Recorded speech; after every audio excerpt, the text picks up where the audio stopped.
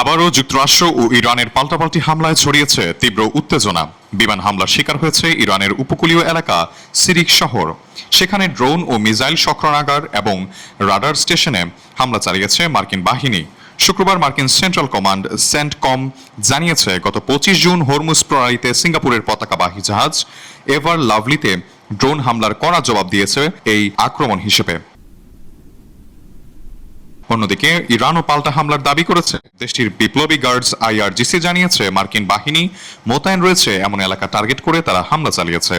তেহরানের অভিযোগ, ওয়াশিংটন বারবারই তাদের প্রতিশ্রুতি ভঙ্গ করছে। তারা হুঁশিয়ারি দিয়েছে যে আবারও কোনো আগ্রাসন হলে তার কঠোর জবাব দেওয়া হবে।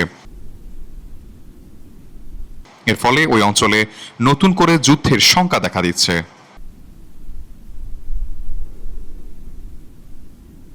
সাইফুল ইসলাম, ডেস্ক রিপোর্ট, দেশ বুলেটিন।